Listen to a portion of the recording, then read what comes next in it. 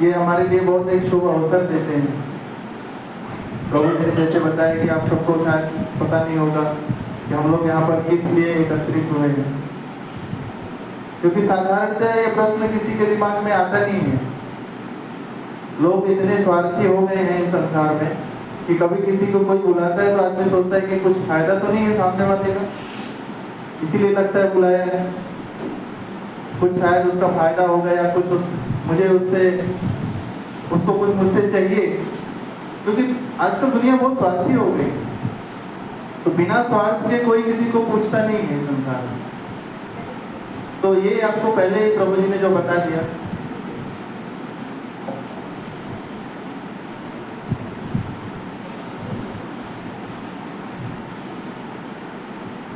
प्रभु जी ने पहले ही बता दिया कि जो ये कार्यक्रम है ये हमारे श्रद्धानंद हॉस्पिटल से, वहाँ पर जो है ये भौतिक इलाज किया जाता है।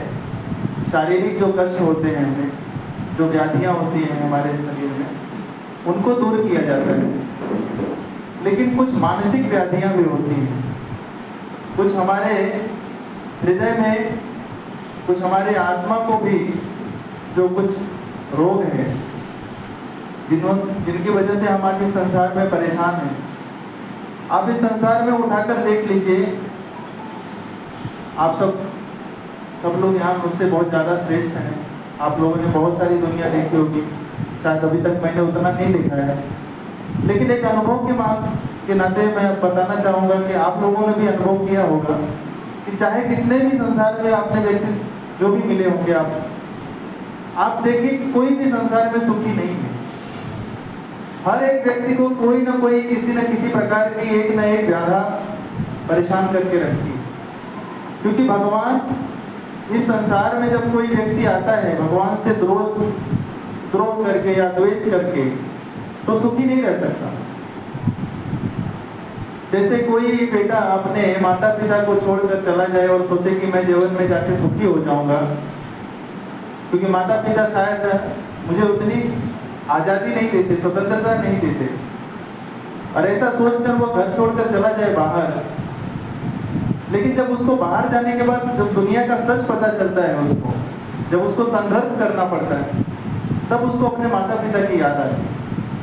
लेकिन उसके बाद भी अगर वो लड़का वापस आ जाता है घर में, तो माता पिता ये नहीं कहते कि तुम वापस चले गए थे, अब जाओ, हम तुम्हें स्वीकार नहीं करेंगे। ऐसा कभी नहीं करते माता पिता। ये भगवान हमें ये हर बार एक मौका देते हैं कि भले ही हम संसार में आकर कितने भी भगवान से विद्रोह करके, भगवान से द्वेष करके, भगवान से विमुख होकर अपना जीवन जीना चाहते हैं, पर संसार में सुखी नहीं रह सकते हैं। इसीलिए ये आध्यात्मिक कार्यक्रम आयोजित किया गया है कि हम शारीरिक कष्ट कितना भी मिटाने का प्रयास करेंगे, जब तक हमें आध्यात्मिक रूप से हमारी चेतना नहीं होगी, हमारी चेतना का जो पोषण है आध्यात्मिक गतिविधियों के द्वारा ही होगा। अगर वो नहीं मिलेगा तो हम भले कितना प्रयास करें संसार में सुखी रहने का, हम सुखी नहीं हो सकते। तो जैसे प्रभु जी ने कहा कि ये विशेष आप सभी को या हम सभी को एक मौका मिला है, ये विशेष महीना है जिसे हम कार्तिक महीना कहते हैं। यह विशेष महीना इसलिए माना जाता है क्योंकि इस महीने में भगवान श्री श्री राधा दामोदर, जो एक बहुत अद्भुत लीला हुई है, इस लीला का प्रारंभ ही होता है कि जब यशोदा मैया देखती हैं कि उनके घर में तो बहुत सारे नौकर चाकर रहते हैं। नंद बाबा के घर में 9 लाख गाय थी, एक तो गाय नहीं, आजकल तो गाय तो कोई घर में रखना नहीं चाहता, और गाय न रखने के कारण से व्यक्ति देखिए कितना परेशान है। पहले गौ रक्षा और कृषि पर आधारित जीवन होता था लोगों का, आजकल दोनों हटा दिए, सब व्यवसायी बन गए हैं। तो 9 लाख गायों को संभालने के लिए सोचिए कितने लोग होते रहेंगे वहां पर, कितना दूध होता रहेगा, कितना दही कितनी मात्रा में होता रहेगा। आजकल तो दूध और दही तो शायद ही मुश्किल से मिलेगा, वो भी शुद्ध रूप से तो बहुत मुश्किल है मिल पाना। तो वहां पर यशोदा मैया ने सोचा कि सभी दासियां जो है वहां पर व्यस्त हैं, तो अभी भगवान उस समय शयन कर रहे थे। उनको लगा कि अभी उठेंगे तो कृष्णा, तो उनको भूख लगेगी, तो उनको दूध पीने के लिए चाहिए, उनको मक्खन चाहिए, तो मैं तब तक के लिए मक्खन बना के रख देती हूँ। और वो मथनी लेकर मक्खन बनाने लगे। और जब मथनी लेकर वो मक्खन बना रही थी तो बहुत ही सुंदर गीत गा रही थी। आप सभी जानते होंगे कि पहले जो माताएं होती थी, जब भी कोई घर का कार्य करती थी तो भगवान की कुछ गीत गाते थे वो। आजकल तो लोग यूट्यूब का मोबाइल चालू कर लेते हैं और कोई तो अलग ही म्यूजिक सुनते हैं, कोई अलग ही संगीत सुनते हैं। उससे दिमाग ही खराब हो रहा है लोगों का, बच्चे चिड़चिड़े हो रहे हैं, व्यक्ति की मानसिकता बदल रही है। सब कुछ समाज कितनी तेजी से प्रगति कर रहा है, लेकिन हमारी अधोगति हो रही है, ये हम इसके ऊपर विचार ही नहीं कर रहे। समाज की प्रगति बहुत अलग दिशा में भाग रही है, लेकिन हमारी प्रगति क्या हो रही है वो भी हमको सोचना चाहिए। जरा थोड़ा सा रुक के सोचे व्यक्ति कि हम कहाँ जा रहे हैं, कौन सी दिशा में भाग रहे हैं, कि हम भी जहाँ पे सब भाग रहे हैं उधर ही हम पीछे पीछे भाग रहे हैं। समय नहीं है किसी के पास सोचने के लिए आजकल। तो यशोदा मैया भगवान की लीला का स्मरण करके उनके बारे में उनका गीत गुनगुना रही थी, भगवान का गीत गुनगुना रही थी। जैसे प्रभु जी ने अभी कीर्तन किया, हम एक सुंदर कीर्तन कृष्ण हरे कृष्ण महामंत्र सबको बहुत आसानी से याद हो सकता है। अगर किसी को कोई बहुत बड़ा भजन नहीं आता है, इसीलिए कोई इसमें चिंता करने की कोई बात नहीं है कि मुझे तो ये भजन नहीं आता, ये श्लोक नहीं आता, इतना बड़ा अभंग लिखा है वो मुझे आता ही नहीं है, मैं तो पढ़ाई लिखाई नहीं हूँ। कोई शिक्षा की जरूरत नहीं है। आध्यात्मिक मार्ग इतना सुलभ है सबके लिए कि चाहे कोई अंगूठा छाप ही व्यक्ति क्यों ना हो, वो भी मार्ग में प्रगति कर सकता है। और भौतिक मार्ग इतना कष्टकारक है कि व्यक्ति को हर चीज प्राप्त करने के लिए डिग्री लेना पड़ेगा। अगर आप एक डिग्री नहीं लेंगे तो आपको नौकरी नहीं मिलेगी। आपको एयरफोर्स में जाना है तो आपको उस हिसाब से आपका वो क्राइटेरिया है। आपको मेडिकल में जाना है तो आपको ये क्राइटेरिया है। आपको इंजीनियरिंग में जाना है तो आपको ये क्राइटेरिया, आपको पास करना पड़ेगा, तभी जा सकते हैं। आध्यात्मिक मार्ग में ऐसा नहीं, एक ही क्राइटेरिया है सर, आपकी प्रेम भक्ति कितनी है, आप भगवान से कितना प्रेम करते हैं, बस एक ही क्राइटेरिया है। आप हृदय पूर्वक भगवान से जितना प्रेम करते हैं, भगवान आपसे उतना ही प्रेम करते हैं। भगवान का प्रेम हमसे बहुत ज्यादा है, हम ही है भगवान से प्रेम नहीं करते। तो यशोदा मैया प्रेम बस भगवान के लिए जब मथ रही थी, वो मक्खन निकाल रही थी, तो उनके चूड़ियां जो है वो आवाज कर रही थी, जैसे हम करताल और मृदंग बजाते हैं, तो मथनी का आवाज और चूड़ियों की आवाज, ये मधुर इतना संगीत निकाल रहे थे कि जैसे कोई कीर्तन हो रहा है। और ये सुंदर कीर्तन जो है भगवान के कान में जा रहा है। ऐसा मत सोचिए जैसे प्रभु जी ने कहा अभी कि हम भगवान को सादा भोजन यानी बिना कुछ तामसिक या राजसिक, जिसमें हम प्याज और लहसुन भी नहीं मिलाते हैं, ऐसा अगर भोजन हम भगवान को अर्पित करते हैं तो ऐसा नहीं कि भगवान ग्रहण नहीं करते हैं। भगवान के पास सब इंद्रियां हैं सब चीज करने के लिए। हमारे पास एक इंद्रिय से एक ही काम कर सकते हैं, या हो सकता है दो कर पाएंगे। भगवान अपनी एक इंद्रियों से सब काम कर सकते हैं। भगवान अपने आंख से देख भी सकते हैं, खा भी सकते हैं, किसी को देख ले तो उसका विनाश भी कर सकते हैं। इस सृष्टि का पालन संहार सब कुछ भगवान के इशारे से होता है, आंख से होता है।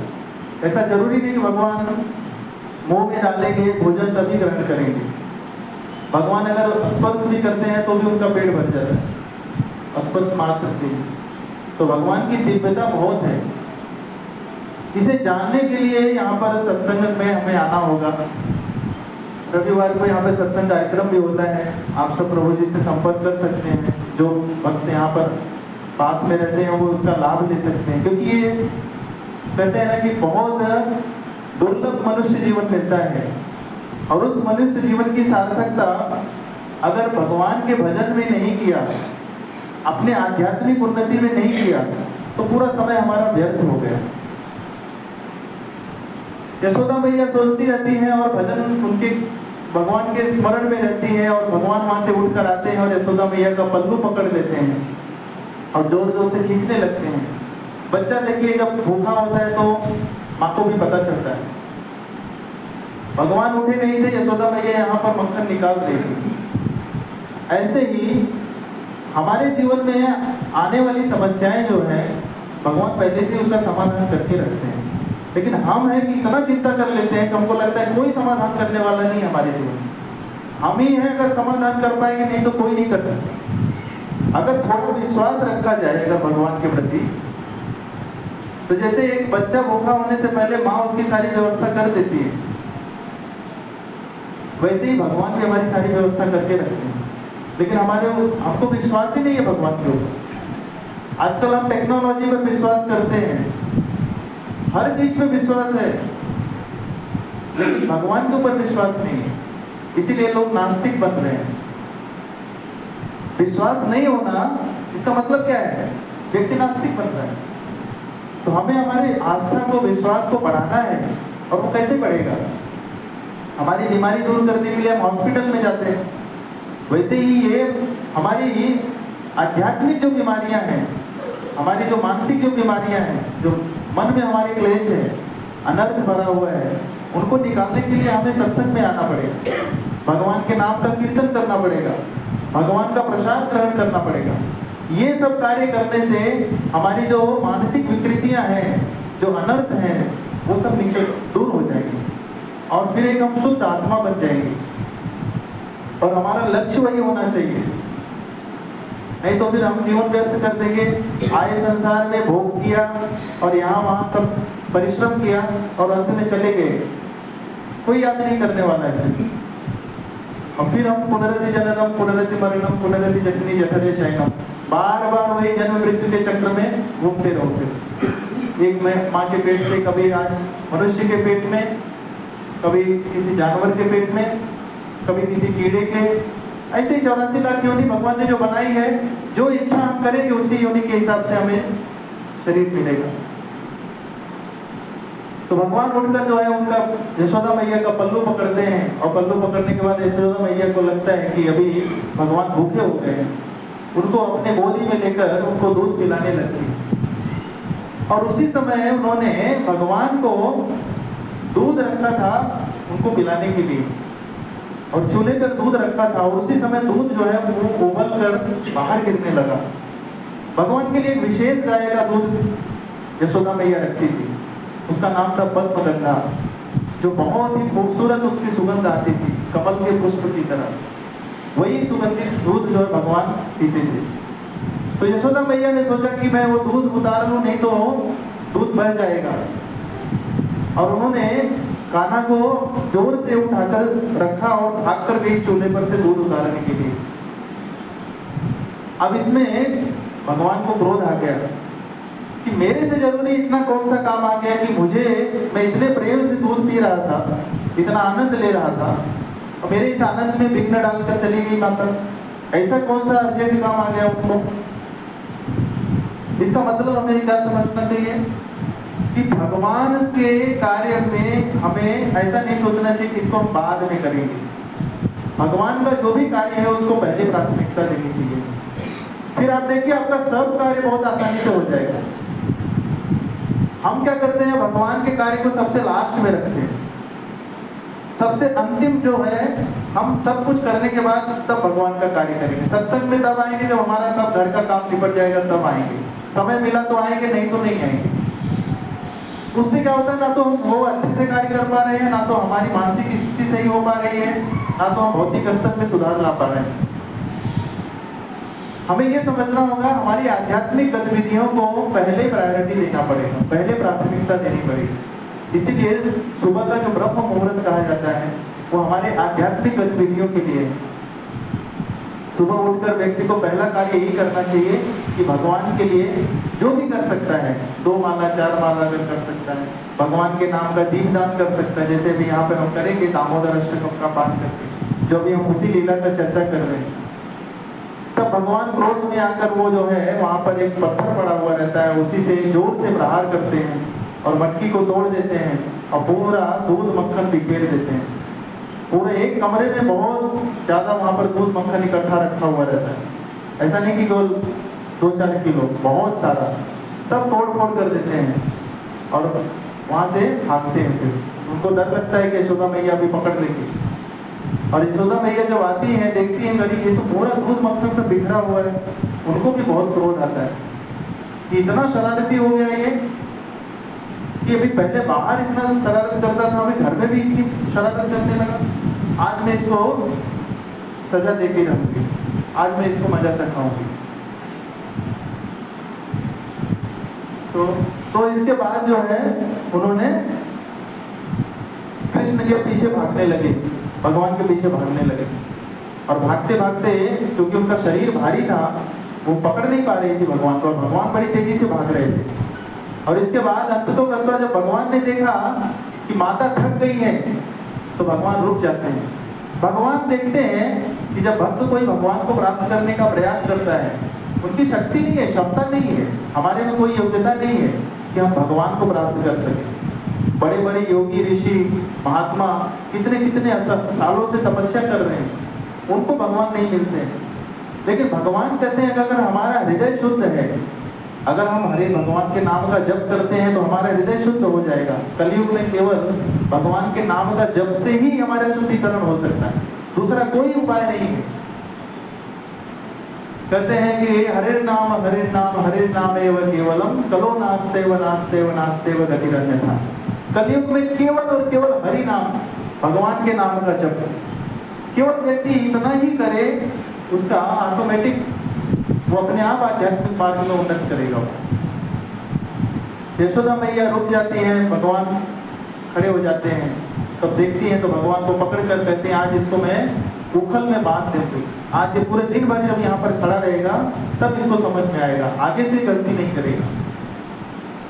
और यशोदा मैया वहाँ पर जब बांधने का प्रयास करती हैं, तो रस्सी वहाँ पर जब जो पड़ी रहती है, वो रस्सी 2 उंगली छोटी पड़ जाती है, और 2 उंगली छोटी रस्सी वापस और बहुत सारी रस्सियां जोड़ती हैं वहां पर, लेकिन सब रस्सियां जोड़ने के बाद भी 2 उंगली छोटी पड़ जाती है। तो बड़े आश्चर्य में हो जाती है कि ये क्या है, इतनी सारी रस्सियों को जोड़ने के बाद भी 2 उंगली रस्सी छोटी क्यों पड़ रही है। तो ये आचार्य सब हमारे बताते हैं कि 2 उंगली रस्सी का अर्थ क्या है।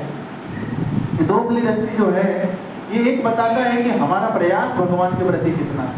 जैसे आप लोगों ने, कुछ लोगों ने मन में विचार लाया होगा कि यहाँ पर क्या कार्यक्रम हो रहा है, क्यों बुलाया है प्रभु जी। बहुत लोग नहीं आए होंगे, प्रयास ही नहीं किया। आप लोगों ने प्रयास किया, तो आप लोगों ने प्रयास किया तो भगवान उसका फल देंगे आपको। अगर हम ये सब छोड़ देंगे कि नहीं भगवान चाहेंगे तो सब कुछ होगा, ऐसा नहीं है। हमारे जो मनुष्य योनि में जो है, हमारे पास कुछ एक फ्री विल दिया गया है, जो इच्छा शक्ति बोलते हैं। हम अपनी इच्छा से कुछ करने की, कार्य करने की क्षमता है हमारी। सब कुछ भगवान पे नहीं छोड़ सकते हैं। हाँ, हम अपना कार्य अपने हिसाब से करते हैं, बाद में वो परिणाम जो है भगवान के ऊपर है। भगवान कैसा परिणाम देंगे वो उनके ऊपर है, वो उसके लिए हम बाध्य नहीं कर सकते किसी को। तो आप लोगों ने सब इच्छा किया तब यहाँ पर आए, और फिर भगवान ने आपका प्रयास देखा तो भगवान आपके ऊपर कृपा करेंगे। तो वैसे ही जैसे यशोदा मैया ने अपने प्रयास को जारी रखा, थकी नहीं, छोड़ा नहीं उन्होंने। भक्ति मार्ग जो है प्रयास से हमें प्राप्त होता है। हम कितना भक्ति मार्ग में प्रयास कर रहे हैं, उसी अनुसार हमारा आध्यात्मिक उन्नति होगा। और अगर हम थोड़ी सी ढीले पड़ जाएंगे, सोचेंगे अरे छोड़ो, जाने दो, अभी रोज तो माला करना है, एक दिन छोड़ दिया तो क्या फर्क पड़ता है, ऐसा मन में विचार अगर आएगा तो हम धीरे धीरे भक्ति मार्ग से नीचे चले आएंगे, हमको पता भी नहीं चलेगा। और तब अगर हम अपने प्रयास में अगर हम कंटिन्यू रहेंगे, सतत हमारा प्रयास होता रहेगा, तो निश्चित रूप से भगवान एक न एक दिन कृपा करेंगे। जैसे माता यशोदा के कृपा में उन्होंने कृपा किया और वो खुद बंध गए उखल में, और उखल में बांधने के बाद माता यशोदा चली गई, अपने काम में लग गई। तो भगवान कभी भी संसार में आते हैं तो बहुत सारा हेतु लेकर आते हैं। भगवान का इस संसार में आने का हेतु है कि भक्तों का संग देना, भक्तों के साथ लीला का आदान प्रदान करना, दुष्टों का संहार करना और धर्म की फिर से स्थापना करना। परित्राणाय साधूनां विनाशाय च दुष्कृतां धर्म संस्थापनार्थाय संभवामि युगे युगे। इस प्रकार से भगवान क्या करते हैं, वहां पर आप देख सकते हैं ये लगा हुआ है, ये भगवान ये उखल बंधन लीला के समय नल कुबेर और मणिग्रीव जो कुबेर के जो 2 पुत्र थे, नारद जी द्वारा शापित थे, उनको श्राप लगा था कि तुम वृक्ष बन जाओ। तो उन्होंने बहुत बड़ा अपराध किया था, नग्न अवस्था में स्नान कर रहे थे और एक सम्माननीय व्यक्ति को उन्होंने सम्मान नहीं दिया। नारद जी बहुत श्रेष्ठ व्यक्ति हैं, आध्यात्मिक मार्ग में बहुत ही उच्च कोटि के वैष्णव हैं, वो उनका सम्मान नहीं किया तो नारद जी ने श्राप दे दिया। तो तुमको धन का बहुत अहंकार है, तुम्हें सुंदरता का बहुत अहंकार है, जाओ वृक्ष बन जाओ, बिना कपड़े के ऐसे ही नंगे दड़ंगे घूम रहे हो, जाओ वृक्ष बन जाओ। जैसा हम आचरण करेंगे इस संसार में वैसे हमारा नया जन्म मिलेगा। यम यम पापी स्मरण भाव, जैसे जैसे हमारे विचार होंगे। तो इस प्रकार से भगवान ने सोचा कि इन दोनों पुत्रों का भी उद्धार करना है कुबेर के। तो भगवान उखल को खींचते खींचते ले गए और जो यमला अर्जुन का जो वृक्ष होता है, बहुत बड़े वृक्ष होते हैं विशाल, उन दोनों वृक्षों को भगवान देखिए कितने छोटी सी उम्र में उस दोनों वृक्षों को गिरा देते हैं। और दोनों वृक्ष जब गिरते हैं इतनी जोर की ध्वनि होती है कि सब लोग आश्चर्य में हो जाते हैं, क्या गिरा। भाग कर देखते हैं तो यहाँ देखते हैं तो छोटा सा कृष्ण और इतनी बड़ी उखल को लेकर वहां पर खींच रहा है और वहां इतने बड़े वृक्ष विशाल गिरे हुए हैं। सबको संदेह होता है कि वृक्ष किसी ने गिराया होगा। कुछ बच्चों ने कहा नहीं कि कृष्ण ने गिराया, किसी को विश्वास नहीं होता ये इतना बड़ा चमत्कार कृष्ण कैसे कर सकते हैं, इतना छोटा बच्चा कैसे कर सकते हैं। तो भगवान चाहे छोटे हो चाहे बड़े हो चाहे जैसे भी हो, किसी भी रूप में हो, शुकर रूप में हो, मत्स्य रूप में हो, कुर्म रूप में हो, नरसिंह रूप में हो, वामन रूप में हो, कोई भी अवतार भगवान का हो, भगवान हमेशा दिव्य में रहे। दिव्य अवतार है भगवान। भगवान का और हमारे अवतार में, हमारे जीवन में, हमारे शरीर में यही अंतर है कि भगवान चिन्मय स्वरूप है। भगवान बच्चे के रूप में भी बहुत विशाल कार्य कर सकते हैं, इसीलिए वो भगवान कहे जाते हैं। इसीलिए हमें उनकी भगवत्ता को स्वीकार करना चाहिए। तो यही भगवान, जब यशोदा मैया ने भगवान के पेट पर उखल से रस्सी से जो बांधा था, उसी को कहते हैं दामोदर। भगवान का एक नाम पड़ा दामोदर। दाम का अर्थ होता है रस्सी, उदर का अर्थ होता है पेट। तो पेट के ऊपर रस्सी से जो यशोदा मैया ने जो बांधा था, उखल बंधन। आज भी वृंदावन में जाएंगे आप तो कार्तिक महीने में उखल बंधन लीला होती है भगवान की। वहां पर उखल बंधन की जो लीला हुई थी आज के 5000 वर्ष पूर्व, आज भी वहां पर दीपदान के लिए लोग जाते हैं। तो हमें प्रभु जी ने यहाँ पर एक अरेंजमेंट किया है, आज हमें एक मौका मिला है। कहते हैं कि कार्तिक में अगर सुबह और शाम दोनों समय कोई दीपदान करता है उसको करोड़ों करोड़ों अश्वमेध यज्ञों का फल मिलता है। तो हमारे लिए एक बहुत विशेष अवसर है। इस पूरे महीने में 7 अभी अक्टूबर से शुरू हुआ है और 5 नवंबर तक ये चलेगा पूरा कार्तिक महीना। आप इसमें केवल कुछ मत कीजिए, दामोदर अष्टकम का पाठ और सुबह और शाम दीपदान, 2 कार्य केवल कीजिए। प्रभु जी बताएंगे कैसे करना है और तुलसी महारानी को भी आप दीपदान अर्पित कर सकते। ये केवल 2-3 कार्य करते हैं आपको और भगवान के नाम का जप, इतना केवल कीजिए। देखिए कार्तिक महीने के बाद आप खुद अनुभव करेंगे कि मेरे जीवन में कितना बदलाव आया है। तो इसी के साथ मैं यहाँ पर विराम दूंगा। हरे कृष्णा कृष्णा कृष्णा हरे हरे, हरे राम राम